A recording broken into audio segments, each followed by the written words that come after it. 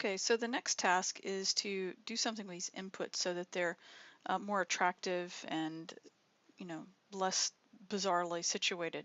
So I think that what we would do well to do is if we made these inputs block level so that they drop down beneath the title where, the label where it says first and last name, and then it would drop down to the next line. It would have the input, and then we'll style it with some padding and so on, because right now you'll notice that when I type stuff in, there's no padding really, and it's you can't, it's not necessarily using the font that you would expect it to use, and so on. So let's address that right now. So some of the things that we could do, let's just go ahead and let's inspect this. And if you remember, one of the things that we did was we went ahead and made inside this form, we've got some inputs here. Let's find our inputs. All right, if I click on input, you see that we made an empty input. And if you wanted, you could continue to do this in Chrome, and that's totally fine.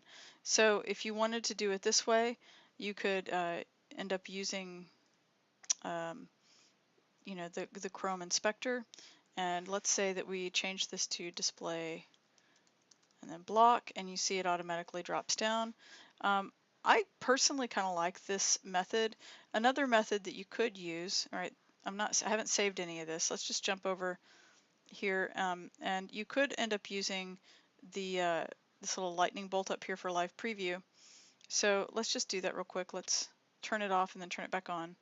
And so I opened up a new one, and what I'd like to do is have it kind of side by side. This is kind of the problem that I have with it, though, is that it's a little bit fussier, right? So I would need to come over here and I would need to make this a little bit smaller so that I could see it happening in live preview, which is fine. So for the input, I can say display, and we'll say block is the type. And you'll notice that over here, it didn't actually update it. So that's kind of a problem. And I'm wondering if it's going to try to make me save it or something. And then if I hit refresh, it updates it, right? So I'm not 100% sure always that the live preview works, and that's one of the reasons that I want to show you an alternative. It's usually pretty good in brackets, but sometimes it doesn't do the way that I want it to. Let's see if I add padding to this input. Let's say padding, let's just do like 1em and see how, yeah, see it should have grown, right? And if I come over here, if I refresh, it's not going to update. It's still requiring that I'm making save changes. So if I do this and I refresh it again, see it's working now, right? But I'm still having to save it. So at any rate, what I would like to suggest is that let's move this down to the bottom again. And what I'd like to suggest is that we just refresh this and just keep working directly with this, because I think that, at least we can get some live feedback really fast in the inspector as opposed to using the brackets live preview mode, which sometimes just doesn't work very well for certain things. So anyway, so we have this input now with display block, and we have the padding of like 1em, so you can see that is taking effect. If I were to come down here, it wouldn't work because if you remember, this is not a regular input tag, it's the text area. So if we wanted, we could also see how relevant it is and just do comma separated rule and add text area to the rule. And when we do that, you see it changes here. It turns to block and it added some padding, right? So that's not too bad. Some other things that we would want to do is we want to make sure that it's using the correct font family. So let's do font family. Let's come up here. And Lotto is the font family that we're using. And I think that I'm going to make Arial my fallback, and then sans serif is my final fallback. All right, and so if I come up here and I start typing you see that it's using Lotto now. Um, I can also change the font size as well, right? So we can make it so that the font size is, let's see what 1M does, right? And that suddenly makes it different. And that's how big it is when we type. And then the other thing that we could do is we can make it so that the color is a little bit different than what it currently is. So we could make it a gray color. Let's make it a lighter gray, somewhere in, maybe in here. Okay. And so far we've got this thing happening where our form is shaping up a little bit better, and I don't know about 1M, maybe 0.5M is better for the padding on it. That might be a little better, or maybe even 0.75 or something else. I don't know that 0.5 is right. All right, so I think maybe 0.65 would work. The other thing that we can do is we could tell it to be width 100%. So it takes up the entire block, which would be okay. And I think I also want the borders to be soft, like these other borders are with the border radius. So let's do a border radius, and let's see what 4 pixels looks like. Oops, like that. And you'll notice that it does this sort of inset. You want to tell it to have no border, because what it's doing is it's doing an inset border. So we could say border none if you wanted, and it goes away. That's one option. Or you could do 1 pixel solid and give it some color. Let's try that, and then we can always pick something a little bit lighter if you wanted to give it a border. All right, and so that's up to you completely if you want it to have a border or not. And if you don't, you just turn this off or on. But if you choose not to have a border, you actually need to have border none if you don't want that, and it just completely goes away. All right, and so then you've got something that will pop up so that you can just start typing in here. All right. Okay. And it looks like this is a little bit weird because the font size for this, if I click here, oh, it is small. So the font size I must have accidentally changed. I think I made it too small. So somewhere in here, I think I made that. Oh, I accidentally changed font size instead of padding. That was my mistake. So the font size, I actually do want the font size to be, let's say 1M, and the padding is what I intended to change. So let's change that to like 0.5. And I think that might be a little bit better. Yeah, I think I like that a little bit better. Okay. And so I think that these might be some good choices for me to get started with my text inputs. And then if I start typing down here, you can see that that's okay. Right, and so what I would like to do is I'm going to go ahead and copy. I'm going to click on this, and I could copy everything, but I think the only thing that I actually changed was this, and I added this text area. So I'm going to copy that, and I'll come over here and I'll actually paste over my old input to include the input comma text area. So it's a group selector. I'll save that, come over here. Let's refresh the page, and you can see that it kept those styles. Now, the other thing that I can do is I can start to style these labels so that they look the way that I would want. Because right now they're hugging the input a little bit too closely, I think. The other thing that you'll notice too is you'll see that what happened because of these text inputs that are up here, where I actually have to type stuff, it actually also did a display block change down here. And so I don't want that to happen. And I can show you how you can do targeted rules so that it doesn't apply to all inputs, but then you also don't necessarily have to do classes when it comes to a form. Right? Remember, there's something called a type, and like this is type radio, this is type checkbox, this down here, well, this is text area, but this is type text, type email, type tell, type, password, we can actually target all of that stuff in the CSS. And we haven't talked about it so far in the semester, but we're going to do that right now.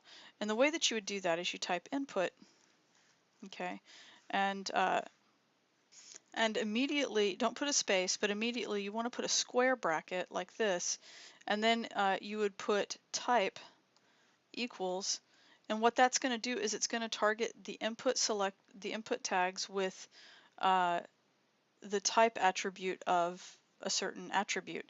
And so in this case, let's say that we want to target radio, okay, and then you would just do your normal rule with your curly braces for your declaration block.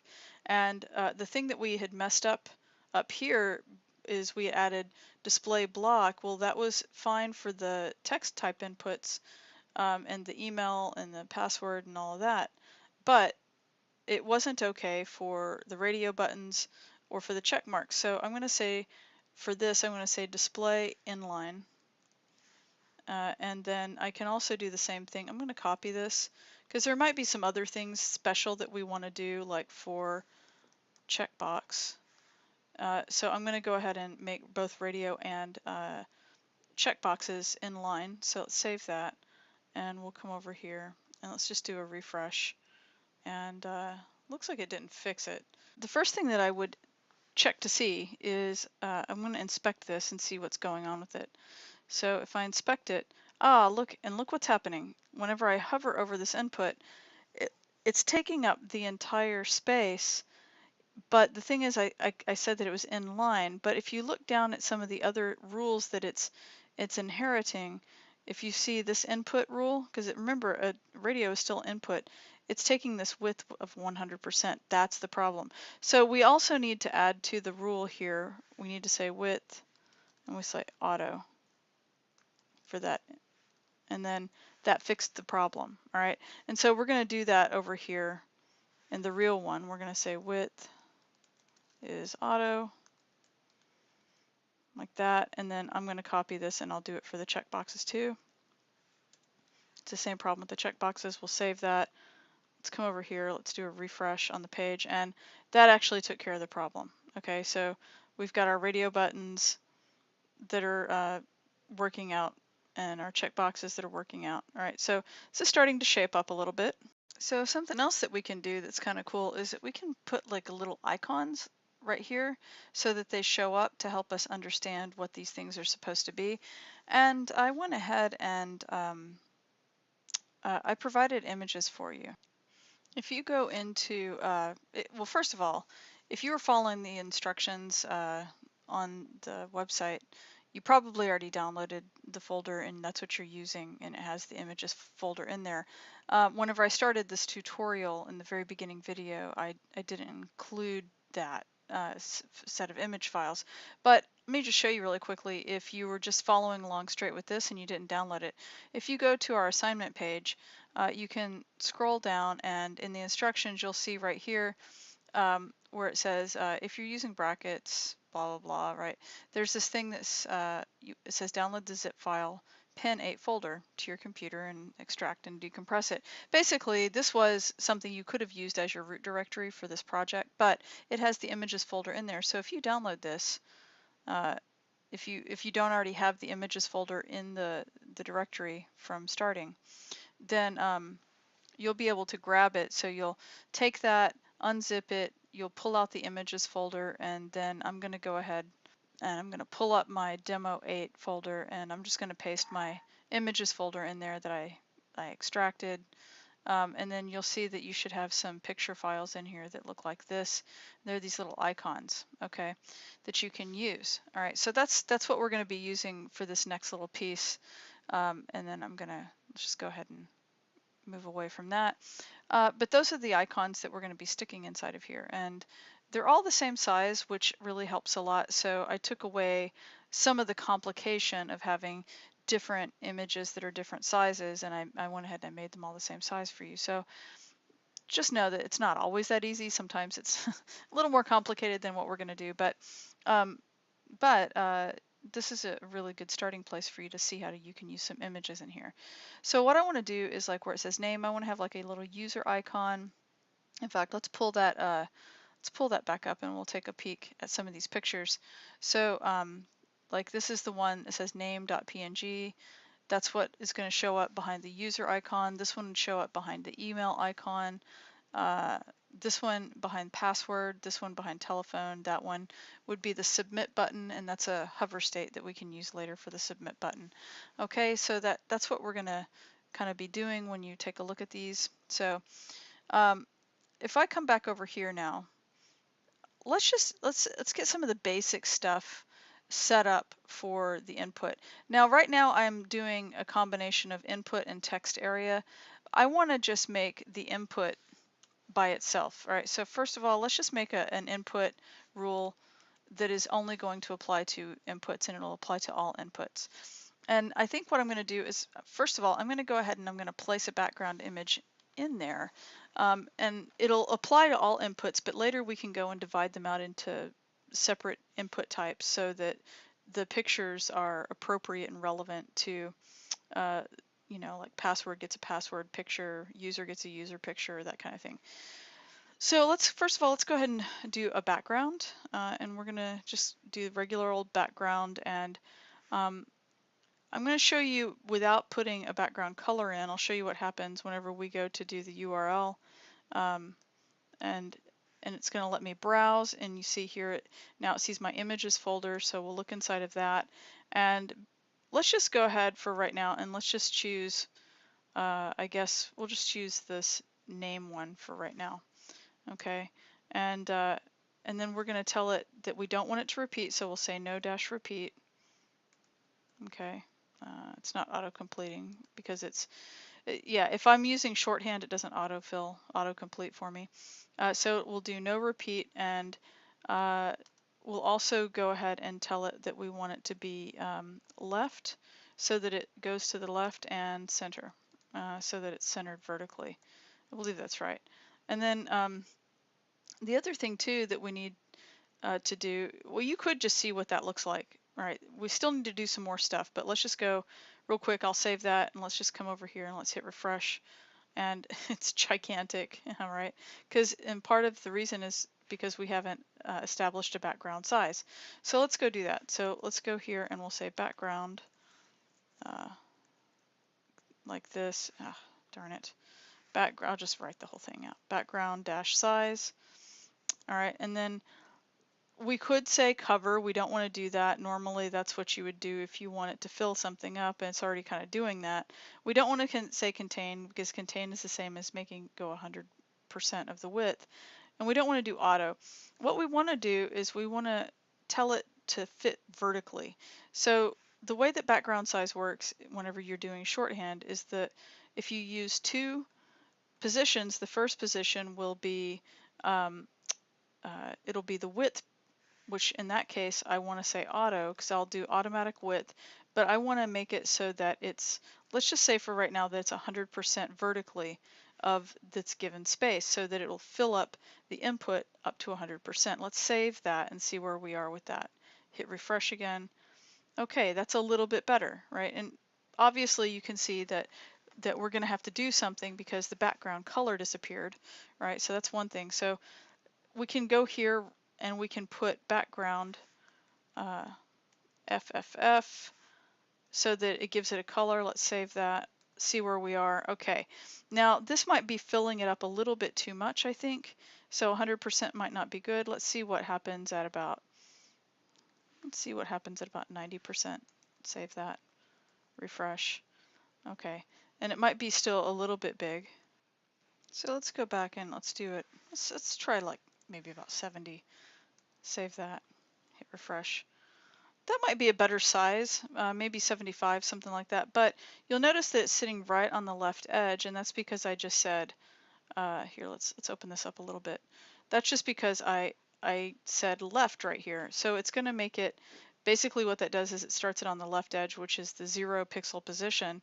So that would be like if I said 0. Let's save that just so you can see that it doesn't change. See, it doesn't change.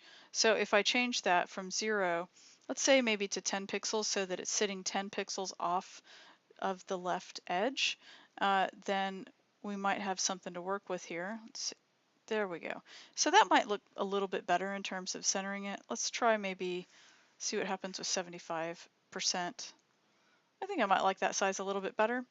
Okay, and so now we've got something that looks actually pretty good. And the only thing is that I'm noticing if I blow this up, you can really see it better, that I've got extra space here more than I do on the top and bottom. So this is about 10 pixels.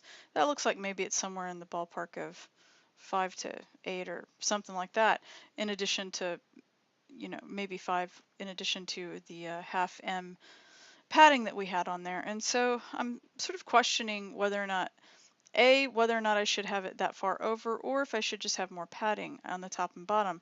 And I think maybe I want more padding. So let's take a peek here and let's see what that would look like if on the input. And remember, I'm just doing this on all inputs right now. Later I'm going to separate it out and do something a little bit more specific. So let's just say padding, because it's going to affect all the inputs, and I don't want that to be the case. So we'll say padding, and let's just do like 1M instead of half M. So let's save that, come over here, hit refresh. And I think I like the way that the surround looks a little bit better. The one thing that you'll notice though is if I start typing here, it types all the way over to the left edge. So what I need to do is I need to add here, we can inspect this to take a peek at how it would look.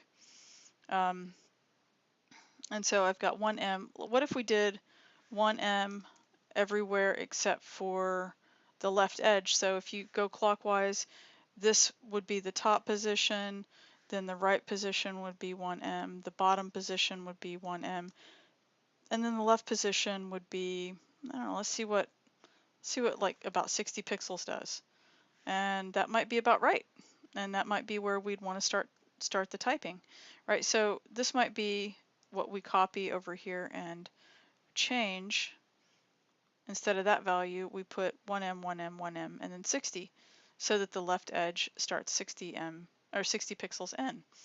All right, and then yeah, and so I think that we're pretty good on that. Save, let's hit refresh, make sure that it does in fact start typing in the right spot.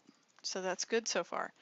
All right, not too bad. And if we close this though, you know, the problem is that now you can see that this gets truncated. It's doing something weird because we put it on all inputs. It doesn't really affect that. It doesn't seem to really affect that so much either. But you'll see down here, the submit, it also has a background image too. So we want to make sure that we are actually being really specific about which things we're doing. And we can do that like with the way that we've got this input type radio. Well, we can do something similar with our input name, input email, input password, and so on. So let's just copy this. I'm just going to make a copy of this. And for right now, I'm going to go ahead and I'm going to do my square brackets. Actually, before I copy it, I'm going to go ahead and put that, and then now I'll copy it, all right, because I've got a little bit more information in there. And then I can say type equals text, okay, and then the next one would be type equals email, and then we can change the name here to email because that's the name of the PNG, I believe. Yeah, and if I hover over it, you can see that it looks okay. And then we had another one that was a type of tel for telephone. And this one, I think, if we get rid of this, we can actually start to type. Here, let's get rid of this, and it'll prompt us.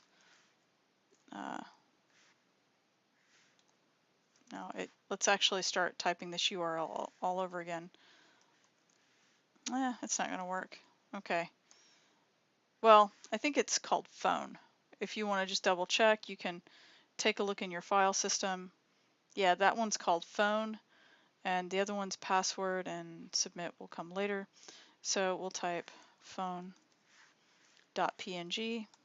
okay, and then this last one will be password, well, the last one for right now, and as I just pointed out, it's password.png, okay. So let's save that and let's do a test. We'll jump back over here to our browser, hit refresh. And what's pretty cool is that now we've got all of these different icons. The submit button doesn't have anything because it's no longer conforming, because we got rid of the generic input that we were making, and we added, you know, text, email, telephone, etc. Okay, so that's pretty cool. And then we could make one also for submit. Let's go ahead and do that for right now.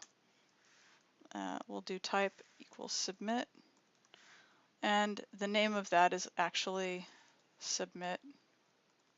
I'm pretty sure that it is. Yeah. And so if we save that, hit refresh, and then later we're going to do some other stuff to submit so it doesn't look exactly like this.